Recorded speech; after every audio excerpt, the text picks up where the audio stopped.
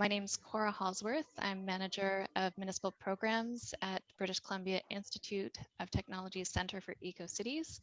I'll be facilitating today's webinar, and I'm supported by presentations by my colleagues and fabulous guest speakers.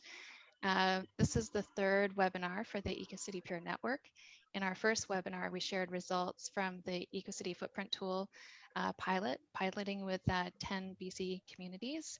In the second, we were exploring opportunities to measure and act on embodied emissions of buildings. And you can see a recording of these webinars at our website, and the website's noted on the screen here. By this point, I'm sure all of you are well familiar with the Zoom universe, so just a quick reminder to please mute yourself while you're not speaking, and feel free to use the chat feature to enter any questions as they come up during the webinar, and you can unmute yourself during question time as well. So we are recording this webinar so we can make it available for later use by people that couldn't attend in person, or if you want to see it again. This webinar has been made possible with support of the Real Estate Foundation of BC. We'd also like to thank them for the support of our pilot project and the establishment of the Center for Ecocities. We'd very much like to thank our guest speakers today, whom I'm going to introduce you to very shortly. So today we're talking about engaging stakeholders, including residents, businesses, and other organizations in acting on consumption-based sustainability metrics. I'll start with an overview of what we mean by consumption-based sustainability metrics and their significance. Then you'll hear from two local government speakers who will talk about their experience with these metrics. Our One Earth partners will share how to effectively communicate about sustainable consumption and lifestyles, and they'll lead us in a discussion about opportunities to engage stakeholders in action. So between each segment, we'll pause for a few questions, and you can also enter your questions in the chat box as we move through the webinar. So my colleagues at the Center for Ecocities and the speakers will be helping respond to questions in the chat as the webinar proceeds as well. So now to introduce our speakers, we have joining us Brad Budelt, who's Assistant Director at the City of Vancouver Sustainability Group. Brad is an environmental engineer who began his local government career about 2 decades ago. He's been involved in a range of sustainability projects with the city, including the award-winning Greenest City Action Plan. Brad's going to share details about the City of Vancouver's successes in acting on lighter footprint goals and embodied emissions. Rebecca Newlove is the Manager of Sustainability at the District of Saanich. She has more than 15 years experience in sustainability and planning in both UK and Canada. And Rebecca recently led the creation of Saanich's award-winning climate plan, which she'll be sharing details on today. Dr. Vanessa Timmer and Dagmar Timmer are representing One Earth, a Vancouver-based environmental think and do tank, which focuses on creating and imagining sustainable ways of living in cities and around the world. Vanessa is Executive Director and also a Senior Research Fellow at Utrecht University. She holds a doctorate and studied at Queen's, Oxford, UBC, and Harvard. She's also a working group co-lead in UN Sustainable Lifestyles and Education Program and board member of Canadian National Zero Waste Council. In 2018, Vanessa received the YWCA Women of Distinction Award in Environmental Sustainability. Dagmar is Managing Director, Strategic Initiatives of One Earth, and she's been actively involved in sustainability policy, research, and action for nearly 2 decades, and has extensive international experience. Dagmar has also co-hosted the award-winning TV show Metro Vancouver Close Up, which profiles local environmental, social, and economic stories. Dagmar and I also co-lead the work of One Planet Saanich, which you'll be hearing more about today. So Vanessa and Dagmar will be discussing how sustainable consumption framing can effectively engage stakeholders in supporting community-wide progress on sustainability, and they'll share some leading examples from around the world. Before we begin, I just want to provide a bit of background about the Center for Ecocities. So the Center supports the evolution of ecocities worldwide. Oh, and it has auto advance on this slide. There we go. This includes supporting research, providing the tools, metrics, expert planning, and policy advice, training, and other services that cities and their partners need to become genuine eco-cities. We're also developing educational programs like the Climate Change Makers Youth Training, and hopefully soon new micro-credentials on consumption-based sustainability metrics. And this webinar today is an initiative of the Ecocity Peer Network, which seeks to support the efforts of cities and their partners. At the center, key metrics that we use to help inform the transition to socially just cities that are living in balance with nature are the ecological footprint and consumption-based greenhouse gas emissions. We've been working with 10 BC communities to help them evaluate and work with these metrics. And as I noted, there's a webinar on the results of this work on our website. Today, you'll hear from two of our pilot communities, the City of Vancouver and District of Saanich, on their experience working with these metrics. So I wanted to start with digging into what we mean by consumption-based sustainability metrics.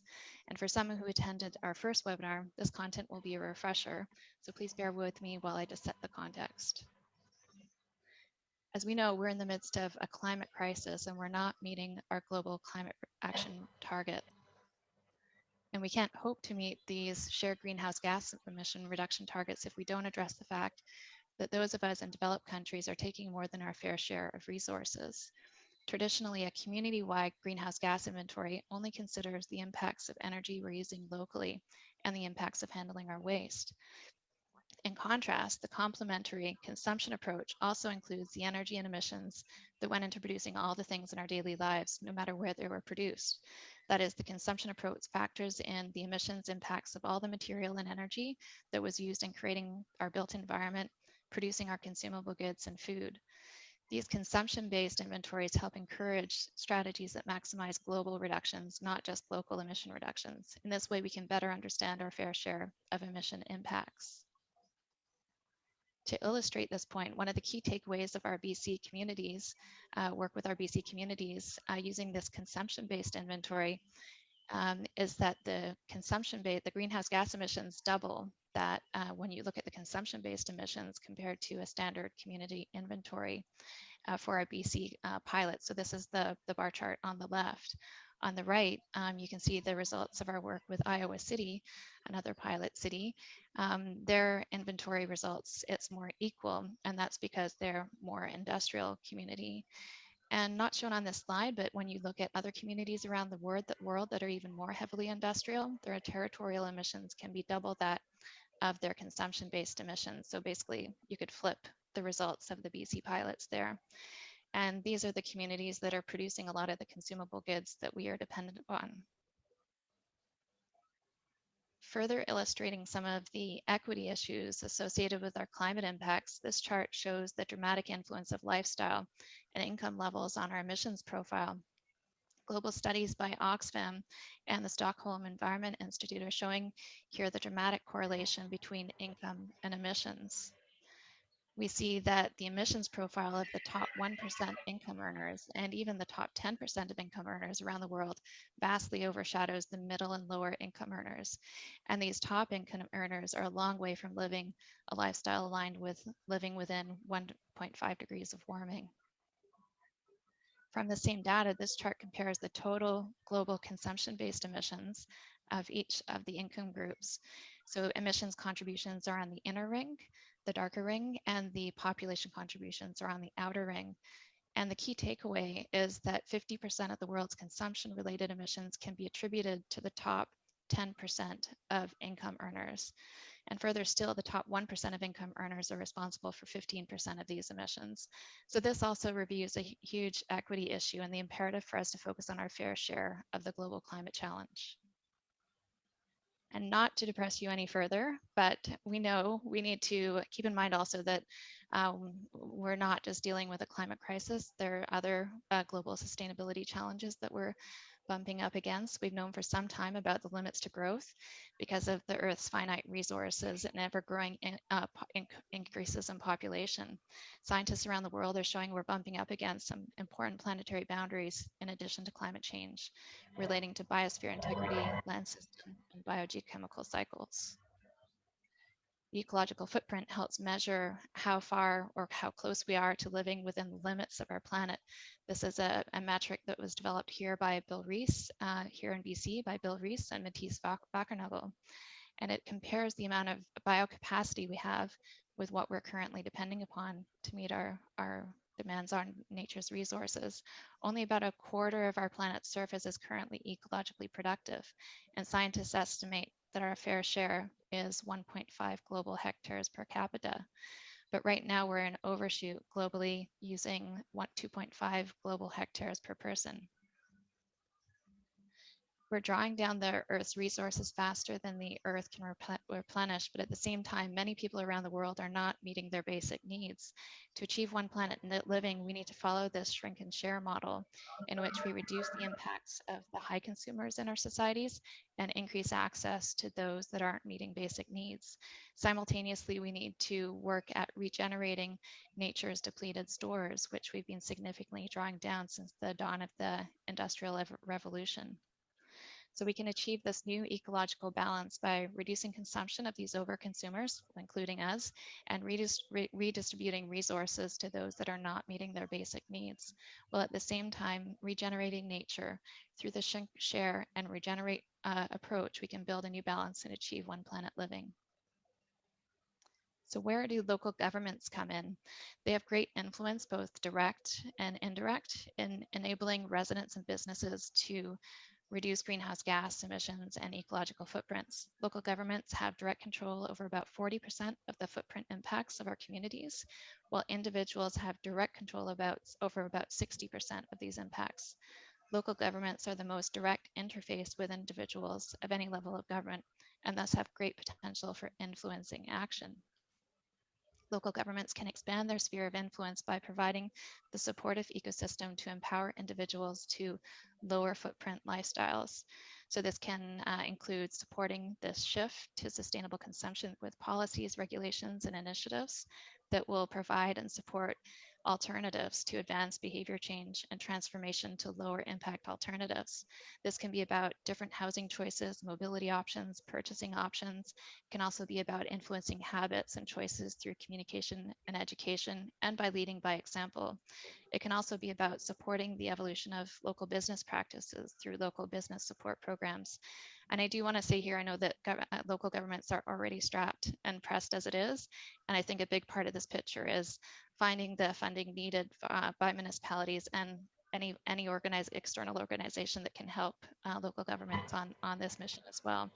But local governments are so well placed to help communities achieve these changes. So we're now going to hear from local government representatives about how they're acting on the ecological footprint and consumption-based emissions. I won't take any questions on the content I've just presented now because my colleagues are going to dig into the details in more detail, but do enter any questions in the chat and we'll answer them either in the chat or at the close of the other presentations. So without further ado, I would like to very pleased to welcome Brad Bedell, Assistant Director of the City of Vancouver Sustainability Group. So thank you and welcome, Brad. Thanks, Cora. Good morning, everyone. Is my volume okay, Cora? Can you hear me fairly well? It's great. Yeah. Great. I've had a wood chipper going outdoors this morning, so if it gets too loud, I'll put on headphones here, but they've turned off. So good morning, everyone. I'm going to go through a few slides here talking about the city's Greenest City Action Plan and our climate emergency and the work that we've been doing with others on lighter footprint. Next slide, please. So for those of you who are maybe tuning in from outside of British Columbia, just a bit of geography of the city of Vancouver. The city is essentially the urban core of the region. So we have a population of around 650,000 in a region of over 2 million. So we are the commercial hub and kind of the highest density portion of the region that we live in. We're surrounded by water. Next slide, please. So back in 2009, the City of Vancouver launched our Greenest City Action Plan. It was kind of our foundational sustainability plan, environmental sustainability plan for the city. And it had the ambitious goal of becoming the greenest city in the world by 2020. Our mayor at the time put forward this goal, and we had a lot of questions about what that goal means and how it gets measured, and we still get that question. But I think what it really did is it set the bar for us very high. It raised our ambitions, and it got a lot of people in our city really excited about striving for this goal. Next slide, please. So through the process to develop that plan, a lot of people were excited. A lot of people provided input. We had more than 30,000 residents engaged through social media, through a lot of different events, ideas slams. We had a Pecha Kucha event, things that were quite unique for our engagement at the time. And it just showed the level of enthusiasm and excitement for this plan. people were interested in what the city could do to meet that greenest city goal, but they were also really interested in what they could do as individuals to help the city as a whole achieve that goal. Next slide, please. So this is the framework that came out of it. I won't dive into it too far, but essentially there's 3 high-level objectives that run down the left side: zero carbon, zero waste, and healthy ecosystems. And to the right, we have 10 goal areas. Again, I won't go through them all, but you can see them: green buildings, green transportation, zero waste, etc. A couple of the goals were cross-cutting, and one of them is lighter footprint. You see it run down the right-hand side. It is a distinct goal within the Green City Action Plan, and I'll speak a whole bunch about that. But it's really also dependent on these other goal areas, green buildings, transportation, and waste being examples of that. Next slide, please. I should say, I think this is probably the first time that a goal, a target around lighter footprint was put into a municipal plan. So that was quite noteworthy when this plan came forward. The overall goal of the lighter footprint is to achieve a one planet ecological footprint. And the target is to reduce Vancouver's per capita footprint by 33% from 2006 levels. I'll note that it's no coincidence that the lighter footprint goal happened in Vancouver. Bill Reese was the founder of the Eco Footprint, and Jenny Moore really advanced it, supported it, and has championed it. And so really that's a big driver for how this goal found a home in the plan. But I'll also say that people were really excited about it as well in terms of the public engagement. Next slide, please. So in terms of how we achieve that lighter footprint goal, there was 3 approaches here, and this kind of speaks to the Green City Action Plan as a whole, but to measure and report. So each of those 10 goal areas, the city set a target, and we reported to council every year on our progress towards that target. Lighter footprint was a little tricky in that it's dependent on the long form census for some of the information. So I'll get into that in the next slide, but we weren't able to update it every year, but the intent across the board was to provide that regular updating.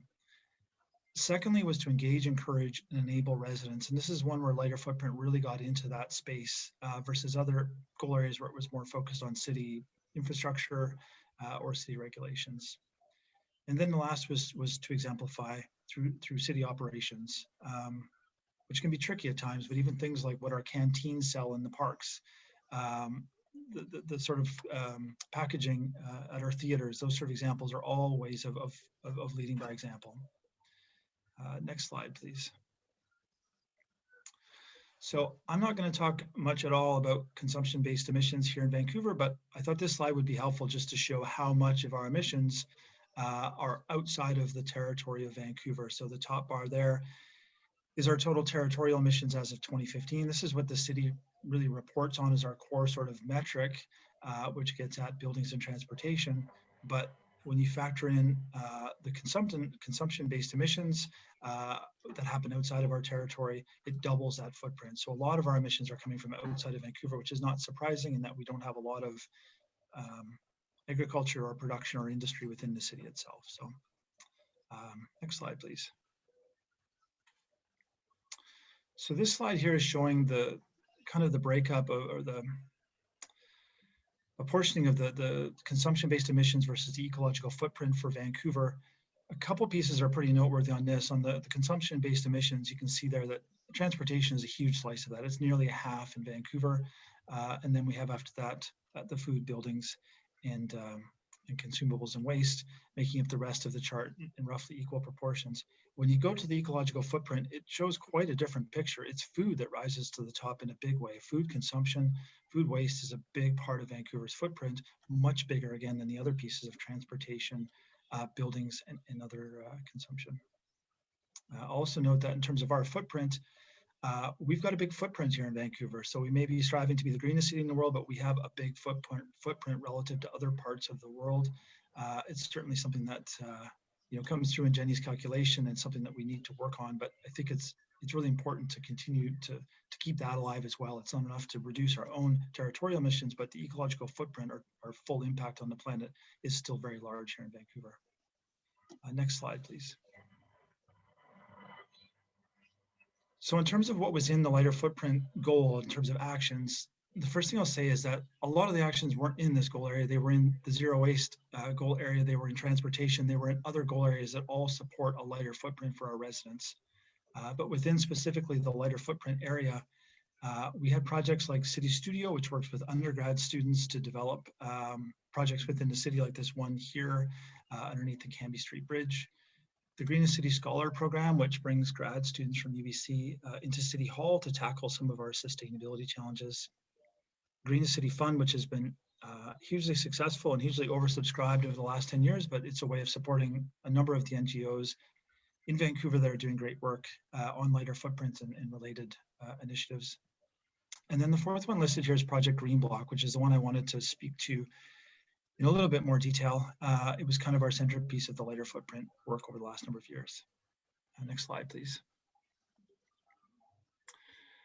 So here's a photo, I believe taken from our first Project Green Block. So Project Green Block launched back in 2013 in a neighborhood in Mount Pleasant.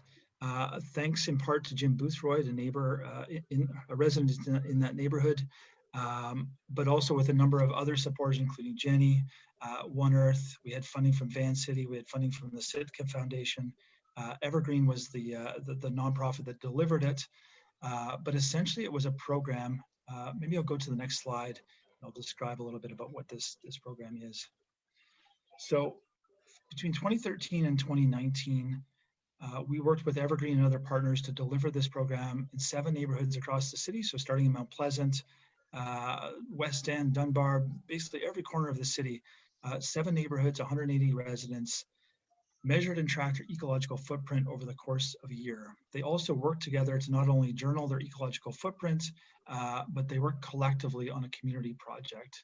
So it was quite powerful in a couple of ways. One, it brought a lot of awareness in terms of individuals' ecological footprint. A lot of people weren't aware, for example, of how much an impact their food choice, diet choice makes on their footprint.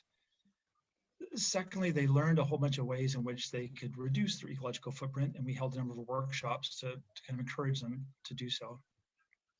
And then working together as a group, I think provided a lot of motivation for them to, kind of keep on track. They built a lot of social connection within their neighborhood through this work, and they came out the other end with a great project, many of which are still with us today. So things like community gardens, street murals. We had bike repair workshops. I think the photo on the previous one was of a bike repair workshop in Mount Pleasant neighborhood. A number of great projects that spun out that were grassroots driven and created based on the needs and desires of those residents. Over the course of that work, we also saw a reduction in their footprint by an average of 16%, which is pretty remarkable over a span of 6 years for those programs running through. So I think we got a measurable outcome, but we also got a lot of both engagement on the bigger work that the city was doing on Green City, or the broader work the city was doing, and also built a lot of social connection in those neighborhoods. Next slide, please. So how have we done? So we've done fairly well on this. So the ecological footprint for Vancouver as a whole has come down by 20% as of 2015 compared to 2006. And thank you to Jenny for doing this work to calculate it. The gaps are because of the long form census, and we will not see our 2020 number for over a year to go still. So that dashed line at the end will remain a mystery for a little bit longer, but we are certainly trending in the right direction. The shifts here have been more people are walking and biking in Vancouver. Our energy usage has gone down as well. Those would be the 2 big shifts. We're also composting our food waste as well. So all of these things are making subtle and maybe not so subtle shifts in our eco footprint, bringing it down by 20% by 2015. Next slide, please. We also had a proxy metric, what we call the proxy metric for lighter footprint. Because we weren't able to calculate eco footprint every year, we wanted to see how many people we were engaging in different sustainability programs supported by the city or delivered by the city over the course of years. So that was a big part of the lighter footprint goal. And this graph shows the number of people that have been engaged through the city's sustainability work over the years. And I would say, obviously trending in the right direction. It's been going upward year after year, and the white little bits on top of the bars show the increase of year over year. So it's something that, if anything, has been gaining momentum. People are getting more engaged in the last few years with our work. Next slide, please. And so that's a bit of a segue then to the Climate Emergency Action Plan, and that was approved by our council in November of 2020. I think many of you on the call today have had similar climate emergency declarations in your communities as well. We had a huge public engagement piece of work on that. We have a lot of support from the public to take action on climate.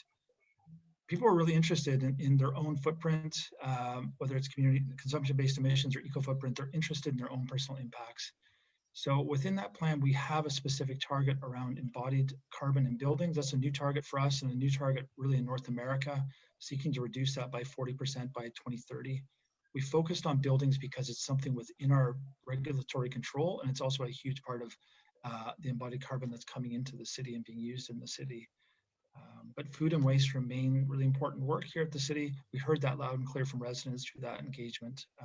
So it is spoken to in the climate emergency plan. It's also in our zero waste 2040 plan and our food policy. So those pieces remain alive and well here at the city. I think that's my last slide. Maybe next slide, Cora. That's it. Happy to answer questions at the end. Thank you. Thank you, Brad. Yeah, and please jump in with questions. And Ryan, you've been monitoring the chat. If there's anything that's come up, you could jump in. Question about slides. Slides will be available. So any questions for Brad? We can move on, and if something comes to you, we can you can always put them in chat or ask them later as well too.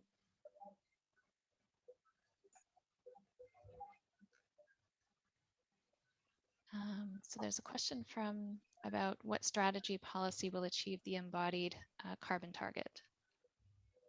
Yeah, thanks, Steve. A good question. So we have our own building code here in Vancouver, so we are able to actually regulate that through code.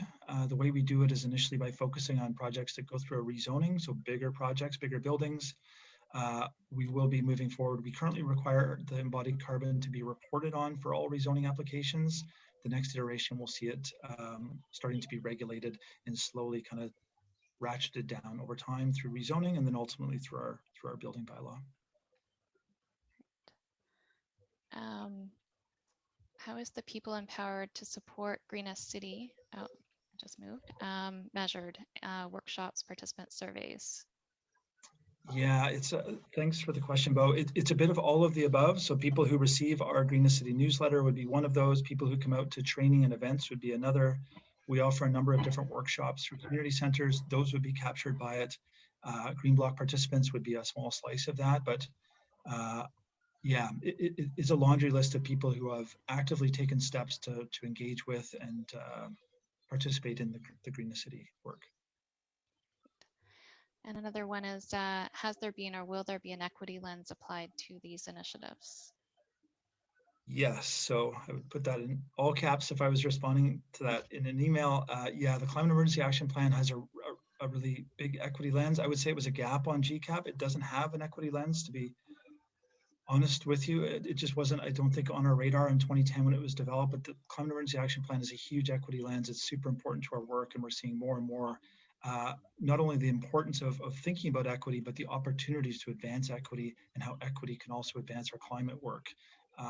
So definitely in the climate plan, it's a big part. Another one, they're just streaming in here. Does the Vancouver City Charter have an important role versus other cities?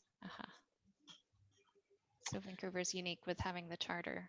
Yeah, it does. It does have certain unique powers. That probably the biggest is that we have our own building bylaw, so it enables us to move probably more boldly or specific for Vancouver needs within our building bylaw. There's other differences as well, but that's a big one for us. We also, I believe, have some additional latitude in terms of how we use rezoning or what we require with rezoning applications. So that has served us well for particularly on advancing our building work.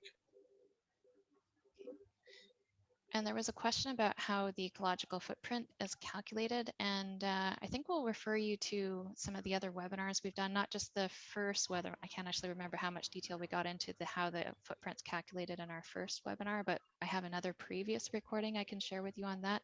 But at a high level, to calculate the ecological footprint, you look at the material and energy flows in a particular population and use life cycle assessment data to convert that into a land area equivalent. So it's converted into a land area equivalent. So energy and materials of all of the consumables that are used in a community, and it's compared to what's available by the biocapacity that's available. And we'll send you some links to the previous recordings that gives you a bit more detail on that.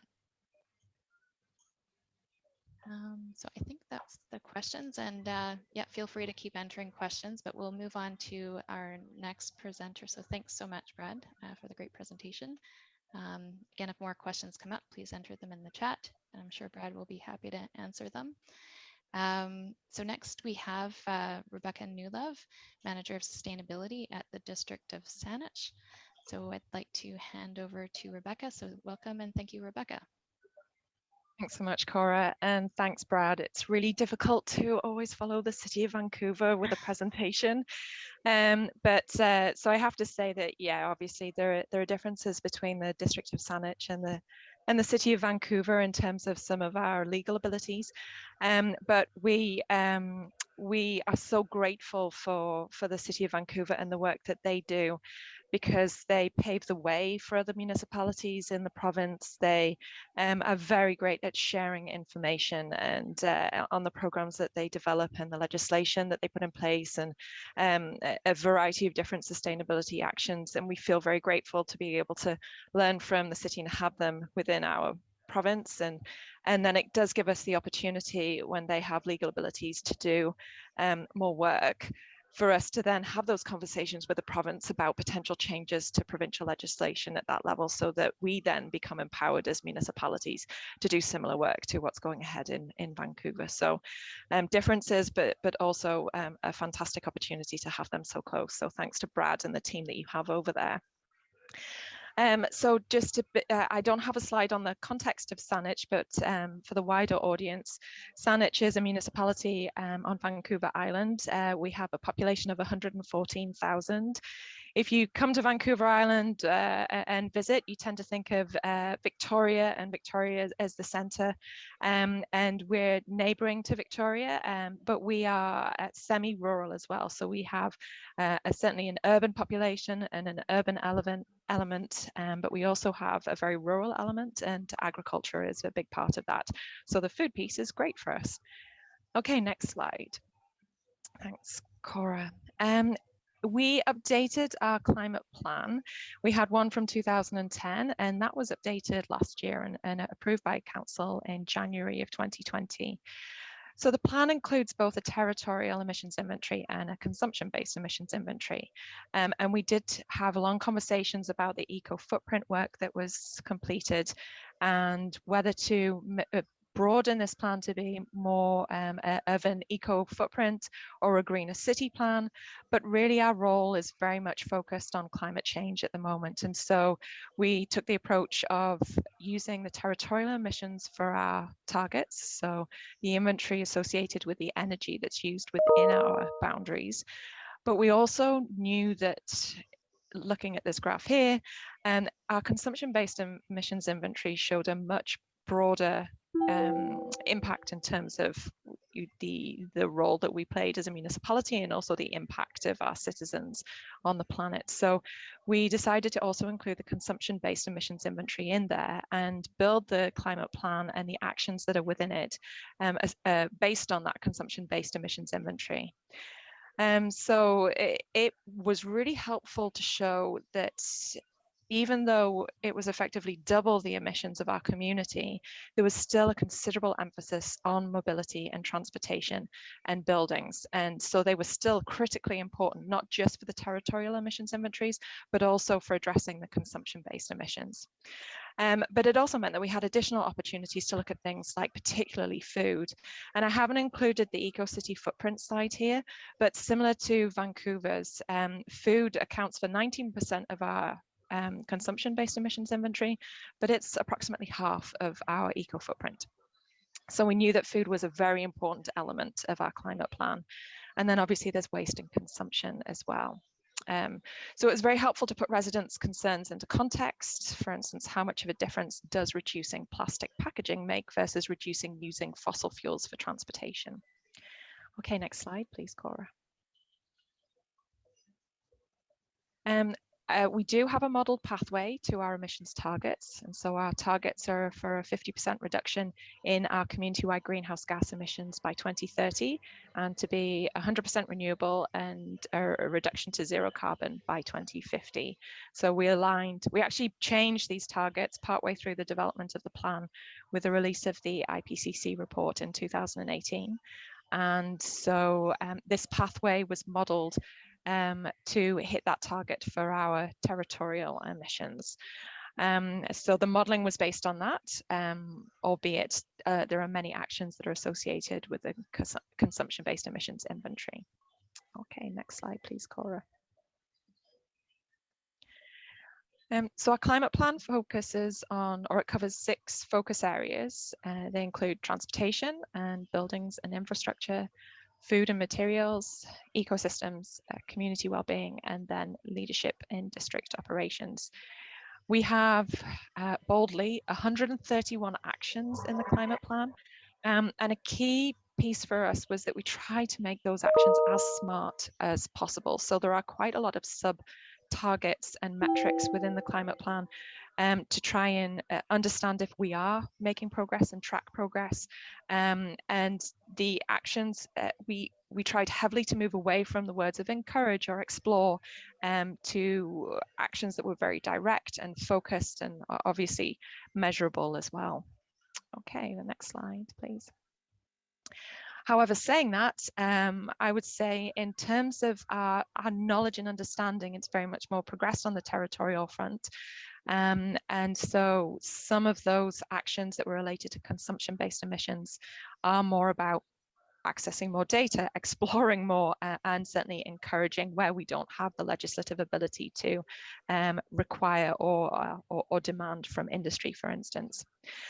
But there are several strategies and actions in many categories that address consumption-based emissions in the climate plan, in addition to territorial emissions. Many strategies, such as investing in active transportation, can also reduce consumption-based emissions as well as acting on the territorial emissions. And when we developed our actions, we were very much looking at co-benefits as well. And I'll speak a little bit more about that when we look at the One Planet Saanich project. So if on the next slide, Cora, please. There are some examples, this is not all of them, but some examples of some of the actions and strategies that are consumption-based. So buildings encourage the adoption of low carbon materials in new construction. Obviously, it's great to see that Vancouver have moved ahead with a target and strong actions related to that.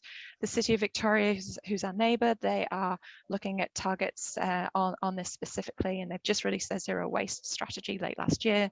So we work and collaborate with them, and we learn from the work that they're doing as well. So we're hoping that this is not just encourage as we move into actioning this item, but it can move into, you know, a smart action beyond just encouraging.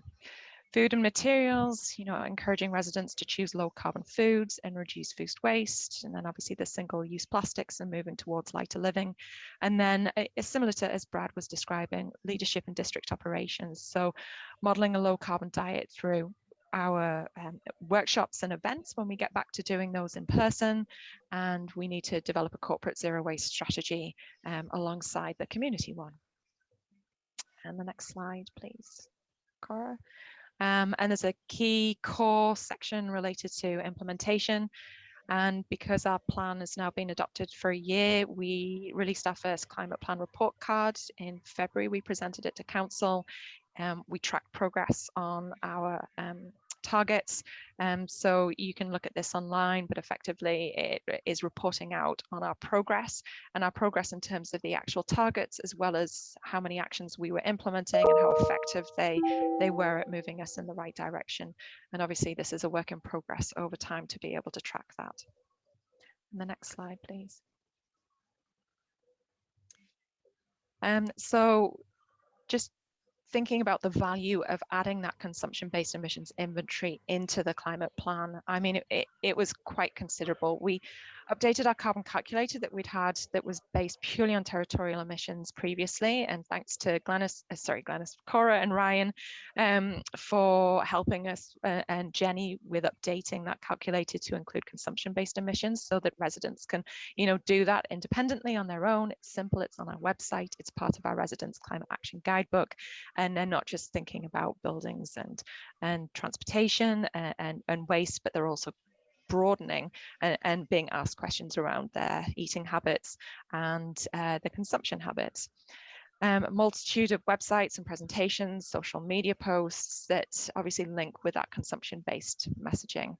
And then we have the One Planet Saanich program as well that's been integral. I'll speak a little bit more to that. But the conversation when we were out in the public, we recognize that some of the key items to address climate change are focusing first on transportation and the huge amount of emissions that are associated with that, and then obviously the building emissions. And you go out into the community and they want to talk to you about recycling and plastics and food. And so knowing that that is such a hot topic for individuals, it's so much easier to have the conversation about climate change starting from a consumption-based point in our consumption-based emissions inventory. And therefore being able to engage, for instance, youth who have very little control other than speaking to their parents around how their home energy, where that energy comes from and how their home is heated, or the car that their parents drive, but they absolutely have great interest in the clothes that they're purchasing or the electronics and the clothes swaps that they can have in schools and the food that they're eating and the impact that that can have and local community gardens and school gardens, etc. Okay, next slide, please, Cora. So that was certainly great for us to be able to engage a much broader audience and have a much wider conversation when we were developing the climate plan. And this slide is just an image of how that was embedded in our carbon calculator that's online that anyone can take a look at. And then if you move to the next slide, please, Cora. And then this is just a snippet of the Residents Climate Action Guidebook. So a really simple tick box guidebook that can be done online or can be done in person. And it simply talks our residents through the top key themes of the climate plan and consumption-based emissions, helps you through the carbon calculator, and then you can create your own 3-point climate action plan at the end. And we had prize draws for people to enter to win vouchers for a local bike shop. And then if they were willing to then put their or provide us with their 3-point action plan and complete the residents guidebook. Okay, next slide. And so that leads us on to the One Planet Cities project. So following doing the Ecocity footprint with Jenny and Cora and the team, and then developing the climate plan, as we were in the process of starting the update to the climate plan, we were approached by Cora as part of One Earth and representing One Earth with this project that was out of the UK, so led by Bioregional, a nonprofit out of the UK or a registered UK charity. And with funding from the KR Foundation, and in partnership with One Earth, who were leading it from the Canada perspective. And One Earth being that nonprofit think and do tank that are based in Vancouver, but we're lucky to have Cora over on the island. So the project, it's supported by KR Foundation funding, but also locally by Van City funding, and it brings together municipalities and organizations, businesses, schools, community groups, and these were called our One Planet stakeholders, and it connects them to each other and to local sustainability leaders who are known as our One Planet integrators. And the project effectively provides the stakeholders with training and a suite of resources in order for them to develop and implement their own One Planet action plans. The core of this work, there's 2 key metrics, the ecological footprint and the greenhouse gas emissions. So it worked perfectly with the update to our climate plan with the Ecocity footprint tool, as well as the One Planet living principles, which you see on this slide. And collectively, they're acting as a guide to help the individual and organizations' actions and building this action plan. The principles are 10 principles, speak to sustainability. They're based on the Sustainable Development Goals, and they just represent a really simple and easy to communicate form to be able to help individuals think about what they should be focusing on when developing their One Planet action plans. So this next slide, Cora, please. This project is international. There are a multitude of cities that are across the world, or cities or different regions. So you've got Oxfordshire in the UK, you've got Durban in South Africa, you've got Russia and Brazil. We had Denmark at one point in this as well. And so we have the ability not only to be working locally within our region in Saanich, but also to have this connection with these great One Planet organizations globally and learn from what they are doing and sharing our experiences. Okay, next slide, Clara. So One Planet Saanich is our local One Planet Cities project. District of Saanich is a co-partner. One Earth is the delivery agent, but we've got a multitude of other partners, such as Conversations for a One Planet Region, Creatively United, who are helping us create a dialogue in our region about the need for lighter living. I mentioned we have the support of the Van City Credit Union, who not only create their own plan, but also provide us with funding and a multitude of different avenues to spread the word because of obviously their business and organization. And the BC Institute, BCIT, obviously a key partner in this and providing the technical rigor for the science-based metrics. We've engaged, we've got about 18 organizations, it may be more than that now, including schools and churches, large shopping mall, a local farm, development project, a few social enterprises, an electric vehicle company. And we're looking forward to broadening it and inviting more. Okay, next slide, Cora. So we have the carbon footprint. We had that work developed already as a starting point. We use that to create a sustainability scan using the 10 One Planet Living principles. And I have to give great credit to one of our our One Planet integrators for that, who was external to our organization, who dedicated a good amount of time to help with that scan and lend a rigorous eye on the district, as well as what was going on in the community. So we embedded the One Planet principles within our climate plan, but our climate plan remained a climate plan. It was focused on climate change, effectively mitigation and adaptation. But when we were developing our actions, we would use the One Planet principles to put a lens on those actions to ensure that we were maximizing co-benefits and thinking about and considering equity, for example, and minimizing the impact to others in other areas of sustainability. So we then engaged the community in a really broad conversation, really over a period of 2 years, I would say. And on One Planet Living, there were workshops, there were breakfast meetings. We went and took these presentations to them. They came together and met and had conversations and effectively invited them and signed many of them up as stakeholders. The process shouldn't really be underestimated in terms of recruiting these stakeholders. They're very, very busy organizations and individuals, and many of them, really, really interested in sustainability or creating their own One Planet plans, and it's provided them with a framework to help them and the resources to assist them. But they are busy, so hearing from them and understanding from them what would work to support them. And certainly the team at One Earth were very flexible and adaptable to changes through the process to support the stakeholders that we had. If we move on to the next slide, I think. So each of the stakeholders was paired with one of those integrators, those specialists. We had some speed dating networking with specialists across the region. So if they had questions related to, getting solar panels on the roof or naturescaping, we had specialists come in, and some of them from the district of Saanich ourselves, for them to be able to explore more around what they could do with their One Planet plans. And now that they have their One Planet plans, the program is supporting them in the implementation of them. And there's things like challenges and celebrations, so that it's really highlighting the success of these projects and these organizations in moving forwards towards lighter living.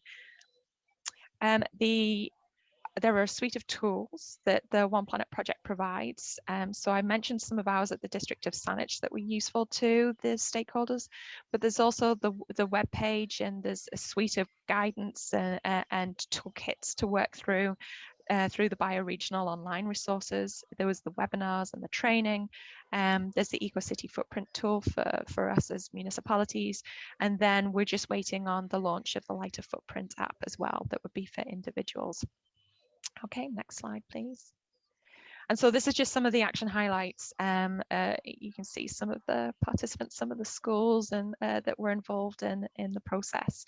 So schools planting market food gardens and stocking their own salad bars with it and selling it within the community. They're hosting clothing and food swaps. They're repurposing food waste. They're doing jams and cosmetic products. They were featured on Dragon's Den events. And we've got businesses advancing material reuse, zero carbon development there. You see in one of those pictures, a church launching an eco games challenge for their congregation, outdoor events at local schools, and society engaging at-risk youth with the natural environment in creating an outdoor learning space. Creatively United organizing webinars and hosting the Earth Fest live, with nearly 1,000 participants, and the conversations for One Planet region that are ongoing. And so all of these deliver effectively, not just against the One Planet Cities project and for those individual organizations, but also against our targets for that are in our climate plan at the District of Saanich. Okay, and I think last slide. So really the takeaway, I would say, in terms of One Planet Saanich is the value it's created for us. It's accelerating that community action. It's helping to track and showcase community-wide action.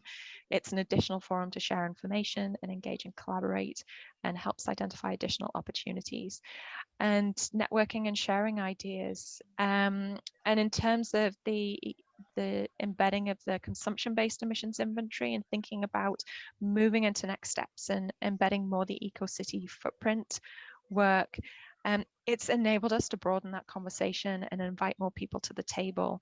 And we just come back to the point that we're responsible for many more emissions than what we're including in our territorial targets.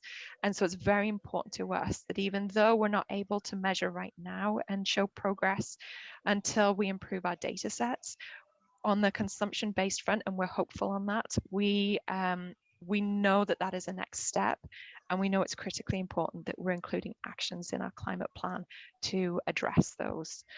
So based on that, next steps are effectively to update the consumption-based emissions inventory and get improved local data. And obviously we're waiting on census, so that's hopefully within the next 2 years.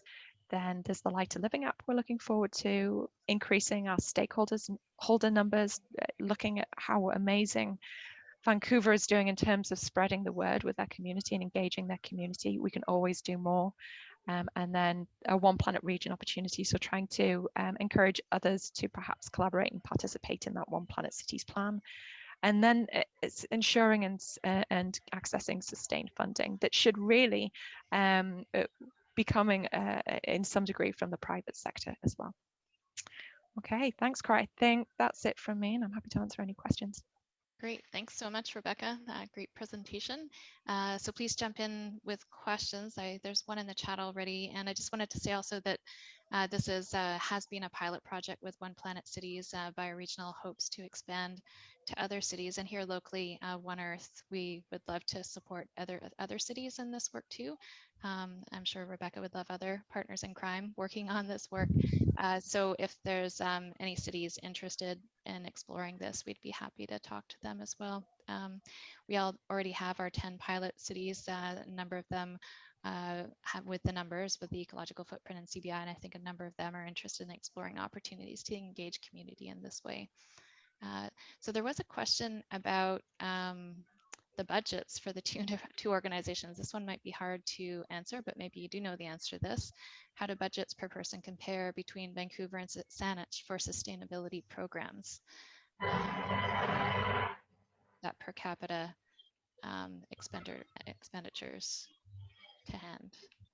I can speak a little bit about I mean, it's a hard question to answer because we use a lot of the money that we have to access grants to multiply it. And so it ranges year on year.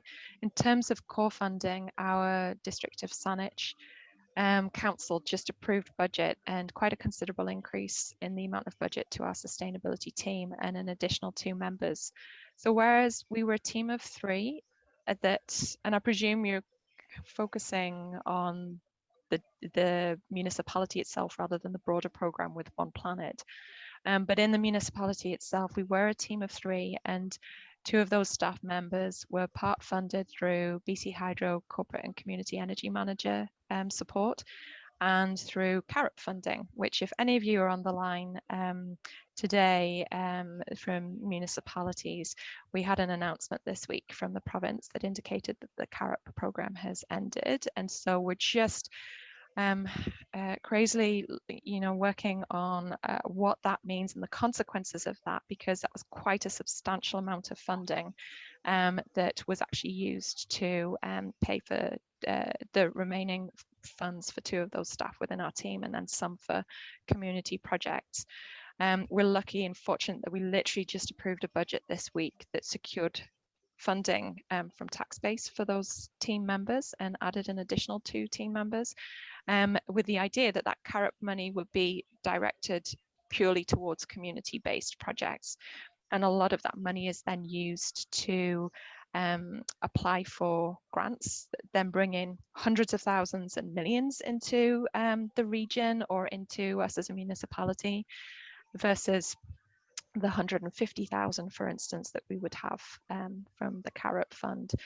And the CAREP fund is effectively, the money comes from the province. It's a carbon tax refund. So the carbon taxes we pay as a municipality, we then get back through the agreement when we signed the Climate Action Charter.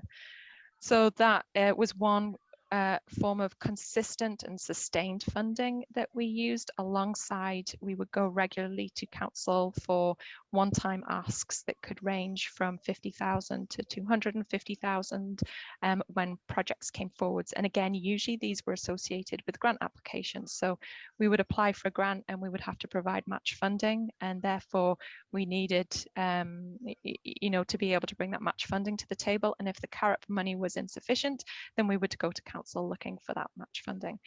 And so in terms of staff size, we were a team of 3. We're going to be moving to a team of 5, and that's for a population of 140,000.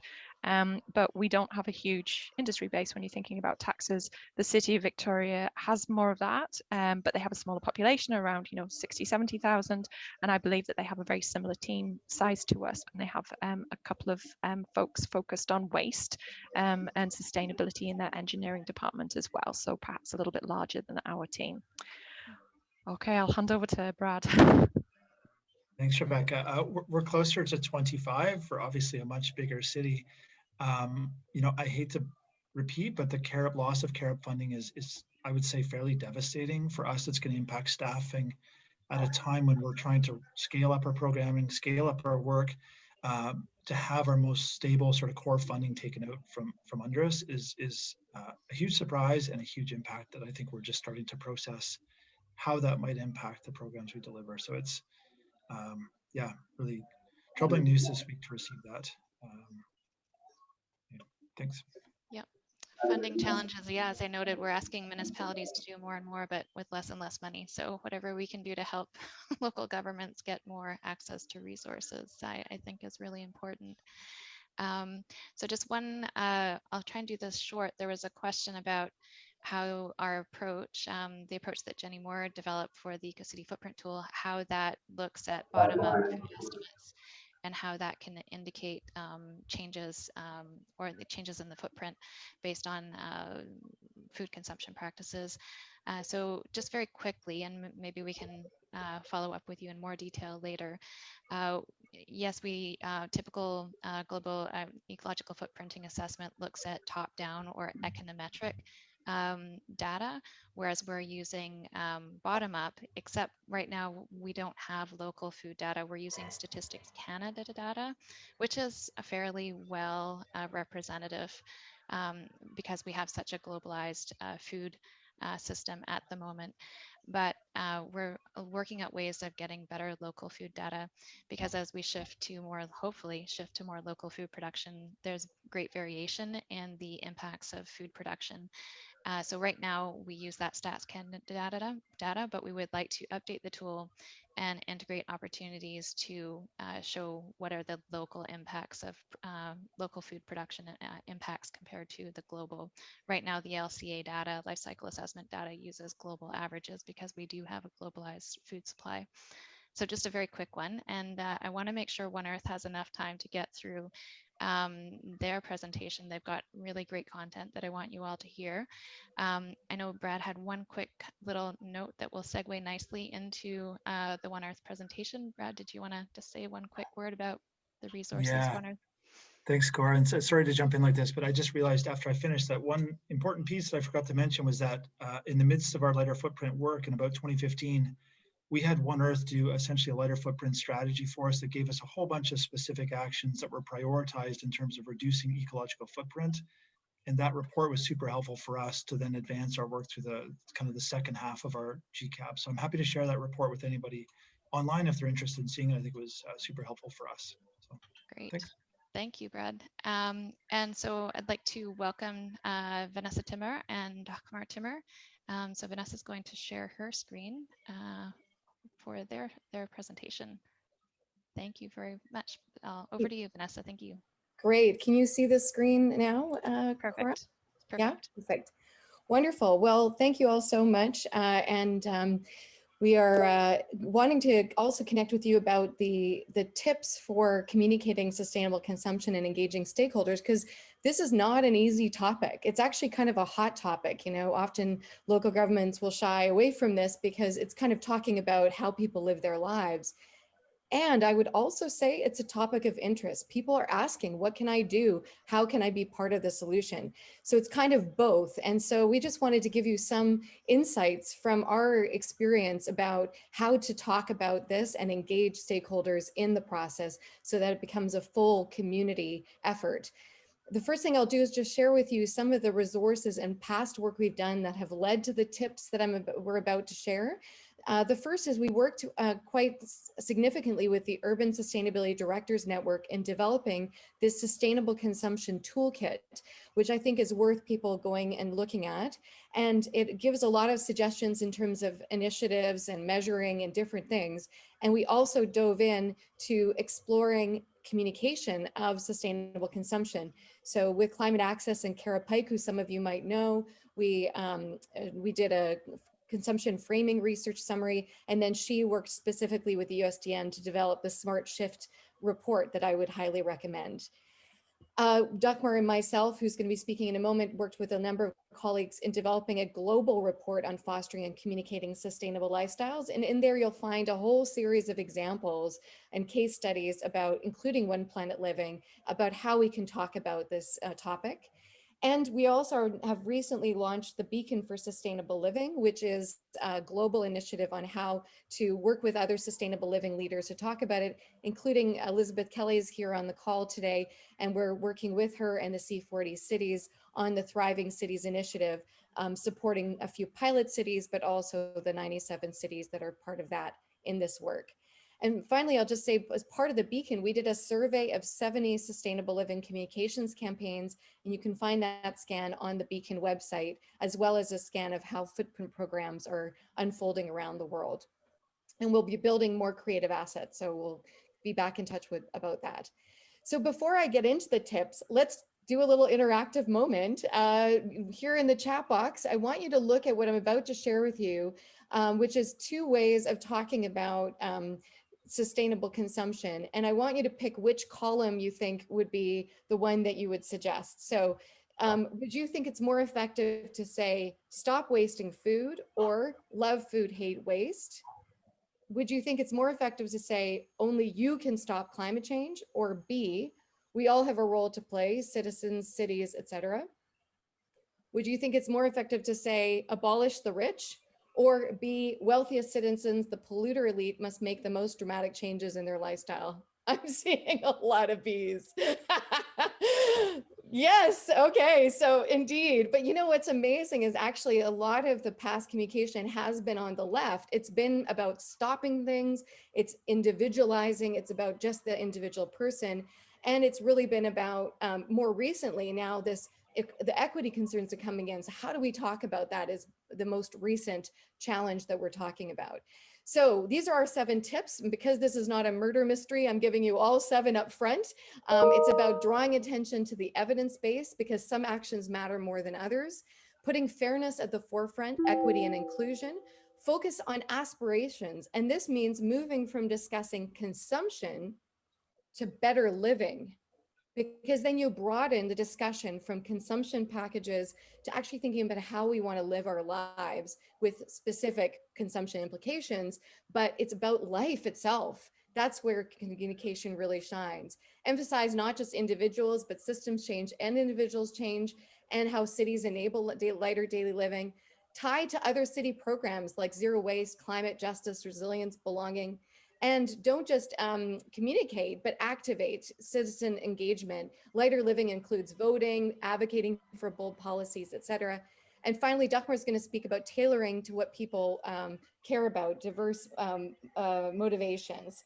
Just checking my time. Okay, so I'm going to go through each of these quite in the next 8 minutes, and then leave the next 5 to 7 minutes for Dagmar to talk about number 7.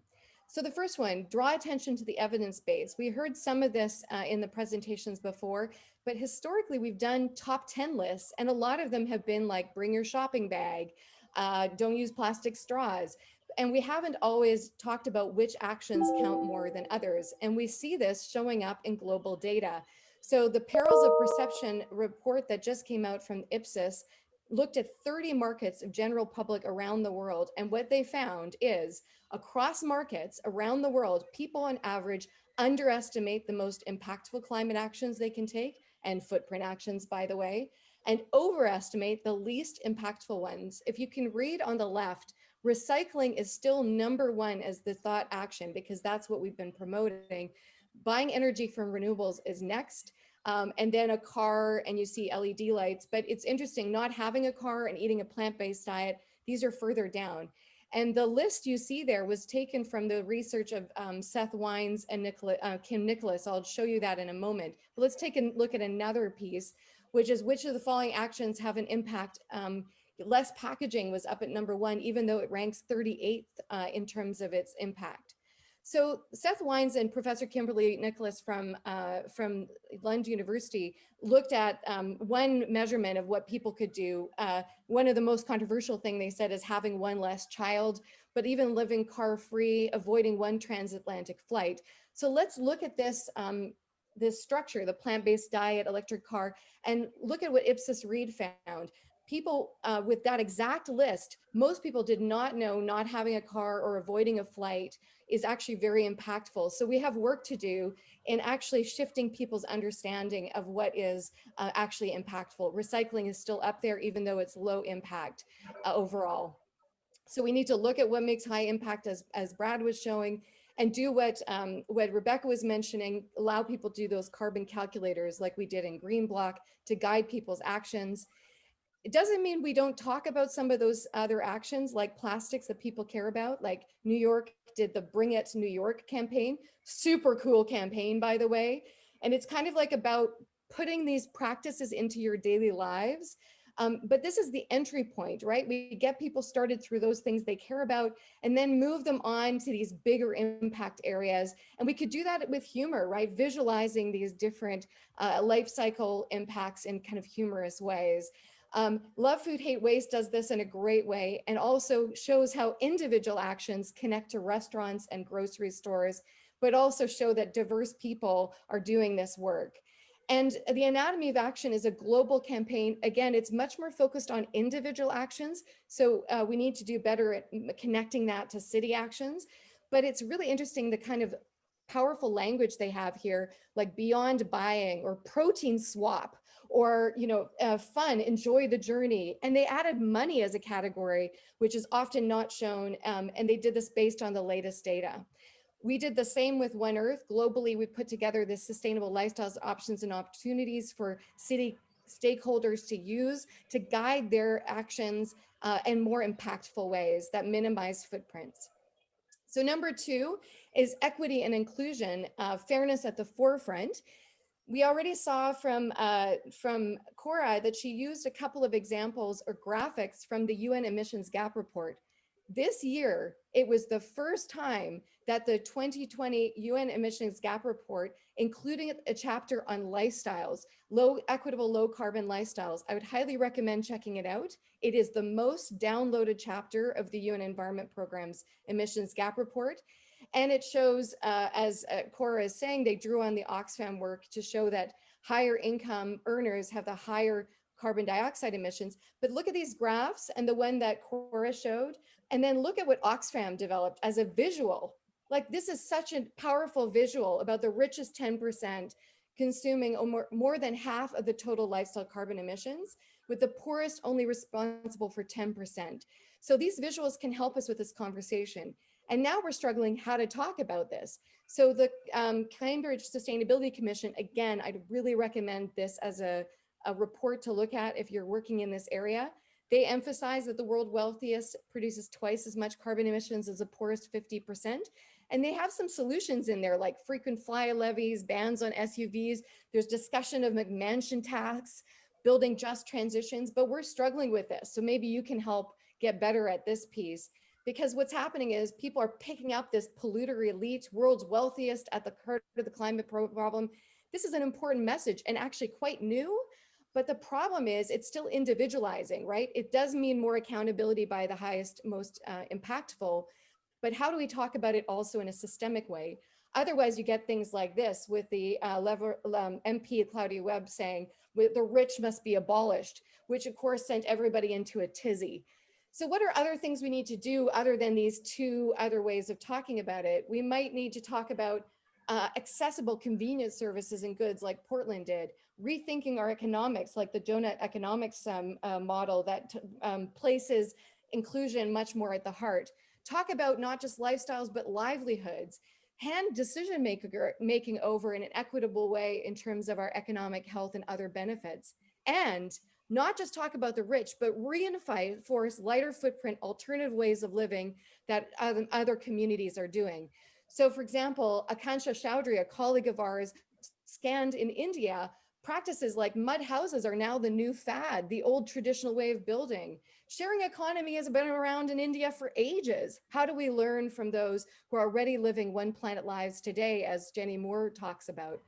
And we should also look at some of this really interesting way of depicting sustainable daily living. Generation 180 is flipping the script and talking about, using cartoons and really making sure that the cartoons show a diversity of people within their community.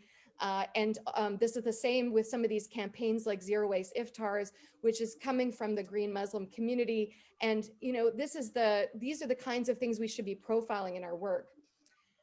Green Dependent did an amazing project campaign in Hungary where they actually went to One Planet neighborhoods. And the only thing they did is what Saanich is doing right now as well. They celebrated low income, lower impact lifestyles and profiled them as the way of the future. So this is another campaign you could build into your work. The third thing is about focusing on aspirations from consuming to better living. And the World Business Council on Sustainable Development says, we talk about less, that's not going to interest people as much as talking about how trends are shifting from living large and driving solo to being connected and sharing journeys. They looked at Instagram posts to see how people's lives are shifting away from old tendencies like pouring it on or slicing it thick, throwing it away, getting it fast, to slowing down, holding on to it, spending it wisely, and knowing your food. So you can build on those tendencies. And you see in Brad's slides that we can start to visualize this different future. And people are doing that all around the world, starting to reimagine what New York could look like, or what places like Rio or Buenos Aires or Mexico, Johannesburg. So imagining the future as well as celebrating alternative lives is very powerful. And that's what bioregional did. They didn't just talk about, the One Planet work doesn't just talk about consumption, what we're getting less of, but talking about what we're gaining, like health and happiness, equity and local economy, and putting culture into the middle of it. The role of the arts is critical here. Number 4 is about systems change and individual change, cities enabling lighter daily living. So you saw this in Brad's engage, encourage, enable, the exemplify that the city is doing. That's the point. Our lives are not just our own, our personal and in immediate parts are our own choices, but it's also our unconscious habits. And those are actually structured or enabled either by social and different contexts, like what the media tells us, what's seen as normal, what social movements are encouraging, but it's also our lives are enabled or disabled in terms of sustainable living by the structures that we live in. And so we have to think about how the city is enabling these lighter footprint structures like Cora was mentioning. And, think about individual change and systems change together. And for that, COVID is a great example, because within COVID, we could talk about the common good, make a powerful case for the role of government as well as ourselves, and widen the sense of we, and talk about prevention. These frames help us now with the task of sustainable living as well. Tie it to other city programs. So for example, Portland, they looked at their global emissions and they started to look at their other strategies like moving beyond recycling, reducing waste management costs, greenhouse gas reductions, community cohesion. And these are key strategies they're looking at around consumption and production. And they developed an entire campaign around expanding reuse and repair called Resourceful PDX. And it also encouraged people to think about times of change, life transitions, like when they're improving their home, growing their family, moving, when their kids are in school. And it was a partnership of the City of Portland with Reuse Oregon and Chinook Book to help people buy smart, reuse, borrow and share, fix and maintain. And we have the same here in BC with the Share, Reuse, Repair initiative that's also in partnership with the city and run by Rosemary Cooper. It's a really great initiative bringing those things together in a campaign. And activate civic engagement. This is not just about those choices of consumer goods or services, it's about life, and life encourages helping enable the context for better living. So it's, yes, of course, we need to encourage the market and businesses in how they provide goods and services for lighter living. But we also want to support local governments and some of the bold actions and policies they need. So that's about voting, but also turning up to council when bold policies are being put forward. And this article talks about that. Act, vote, and think local. We need to be publicly engaged in our neighborhood, city, province, and region. And this is from Climate Outreach saying the same thing. Lighter living is not just about how we consume and travel. It's about volunteering, donating, investing, marching, and voting. So over to you, Dagmar. That's the first 6, and we'll take another 5 minutes to talk about this last one about engaging the public. Over to you, Dagmar. Yeah, thank you so much, Vanessa. So to talk about that idea of tailoring your messages to stakeholders, I wanted to give a sneak peek to 7 motivation profiles for British Columbia that we've been developing as a project over the last year. We adapted the work of Sitra, the Finnish Innovation Fund, who sought to understand kind of what drives any decision that people make to further their own work in Finland around mainstreaming sustainable living. Those human insights research work that they did yielded 7 different profiles for Finland. And we also have 7 profiles here in British Columbia. And in both countries, we've found that actually many, many more people take sustainable living actions like zero waste in their daily lives than just those who are in that green values group. The primary motivation for many is not actually saving the planet. Next slide. So this is a project that's led by One Earth with the Share, Reuse, Repair initiative. Lead sponsors are Vancity and Sitra, who was the originator of the study in Finland. But we also worked with a group of co-sponsors from British Columbia, which include the River Select Fisheries Cooperative, the Rebuild Hub, Unbuilders, Habitat for Humanity Restore, Cambo Energy Group, Moto Car Share, Hub, Your Cycling Connection, and the Vancouver Foundation. We'll be launching them publicly in the next few months and into the fall, and look forward to sharing them a lot more fully. But I'm going to give you a little bit of a sneak preview now. So next slide. First, a word about what these are. So these are about motivations, not about people. So segmentation of a population or a target audience is a really commonly used approach for marketing and innovation. But for things like advancing lighter living, you can't simply look at those fixed factors of identity like demographics and general attitudes. So instead, this is about groups of people who are activated in different contexts by their motivations. And they make different choices depending on the situations they're in. Around food, they are motivated differently than they might be around transportation. Next slide.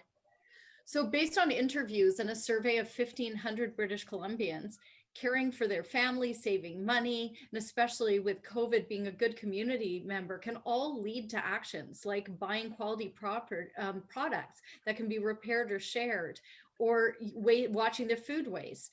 And our end game, of course, is enabling British Columbians to live lighter in their own way by understanding all the different decisions that they make. Next slide. So we adapted this to find those 7 dominant motivations for British Columbia. We drew on both a qualitative set of interviews to find the trends, and then also that 1,500 person survey. And as I mentioned before, these are motivations, not personas. So each of us might have a dominant motivation and one that is less dominant. The percentages here do actually add up to the BC population, and we took into account people's dominant motivation. And stretching our understanding of how people are motivated is so important when we're designing for the user and trying to flip the script and unlock our creativity around mainstreaming lighter living. So next slide. So here you see the 7 of them again. These are the BC profiles, but on a matrix, which is key for understanding kind of our motivation around this work. So as you know, we asked about all these key lighter living behaviors, like getting things secondhand, repairing more, taking active transport. We found that many BCers, of course, were doing this already, or were open to buying or swapping, but for very, very different reasons. So this is why there's one axis here, which really talks about whether people are living more or less sustainable lives right now. So do their actions kind of add up to be more sustainable or less sustainable? And then the other axis is what their overarching kind of motivation was. Are they motivated by planet, or are they motivated by other things? And so for the other motivations, it's where those same actions show up and are very sustainable for waste not, want not, for example, like repairing, but they're motivated by frugality, for example. So let's look through the top 4 of these. You'll see that there's, So you'll see that there's healthy life and planet, eco trends, waste not, want not, and shop style and social all have over 14% of the BC population. And there are 3 other very interesting ones: practical traditions, rugged independence, and work hard, live large. And so the full report will show them all, but right now I'm just showcasing a few things from each of the top ones. So the first is waste not, want not, which makes up 22% of the BC population. You'll see that there's a primary and a secondary statement for each of these. So the primary one is what really clusters most strongly against this group of people, but the secondary is also really important. So in this case, they're motivated to use and own only what they need and to reduce waste in all aspects of their life. So they're not purposely choosing lighter living actions because of the planet, but because of strong values and the belief that, you know, less is more, and then everyone benefits from that. They're actually not strongly motivated by the climate emergency, but when I say that, I mean that in terms of their lifestyle choices. So most BCers do believe that climate change is happening and of great concern, but does that actually affect what they're doing and what they're buying? So these people are resourceful, they're confident in their own ability to live in alignment with those values. When they do shop, they're kind of motivated to find the best price or a good deal, and they take a lot of budget conscious choices. They do have an orientation towards smaller actions, and they're more likely to be in a life stage that's a bit less busy, or choose a job that gives them some more free time. So they use that to cook at home, grow a garden, volunteer in their community. We're going to hear from one of these, Minaj.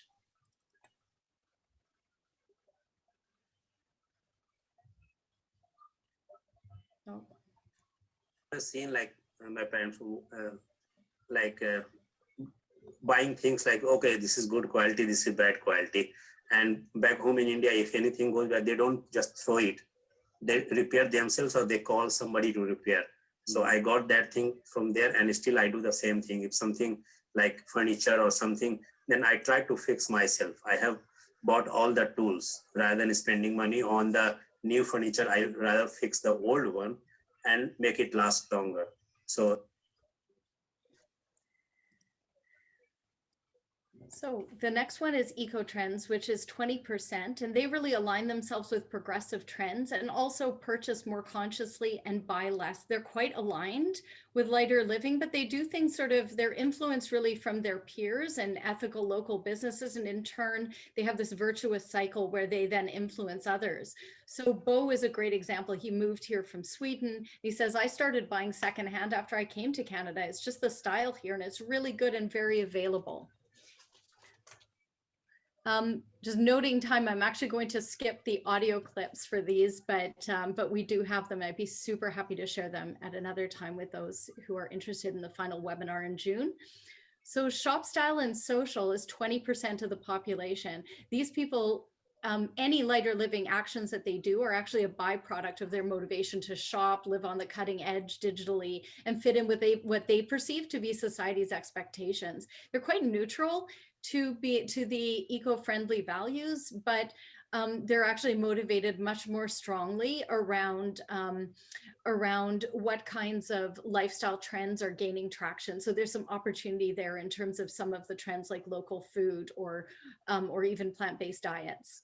So the next slide is healthy life and planet, which is 14% of the population. These are really interesting. They're a very key profile for those of us working to advance sustainability. They make up only 14%, but they're real systems thinkers. So they're folks who make the link between health issues and sustainability, and they're absolutely not cut apartable for British Columbia. So planet and health really come together for these groups. And they're also the folks that are taking a more systems lens in terms of, for example, Blair's quote here, where he is looking at decarbonizing his portfolio.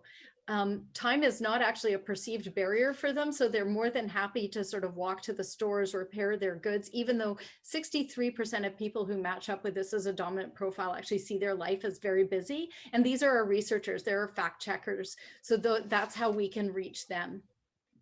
So next slide. So we'll be launching these profiles in June. And so do let me know by email. You'll see our email here on the next slide if you'd like to be kept in the loop on this. But this really is something where we're able to target based on profiles rather than based on a much more demographic sort of perspective on it. We'll have a do-it-yourself workshop kit, and we'll have a public webinar. We're also going to create crosscuts on key impact areas and a quiz. So look forward to sharing a lot more about this over time. Next slide, Vanessa. Great, thank you so much, Dagmar. And just to note that, of course, those motivational profiles guide both your communications and the actions that you might want to do within your city. Back to you, Cora, at the end of this webinar. We look forward to continuing the conversation with all of you. Yep.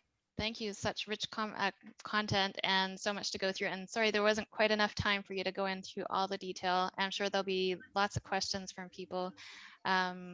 I can stay on for a few more minutes if anyone wants to enter any chat questions, and we can get back to you with any questions you might have. And hopefully we'll look forward to inviting Vanessa and Dagmar back when they have the motivational profiles complete and can share some more updates on them. So thank you to all of our presenters. Really inspiring and informative presentations, and looking forward to continuing to work with all of you.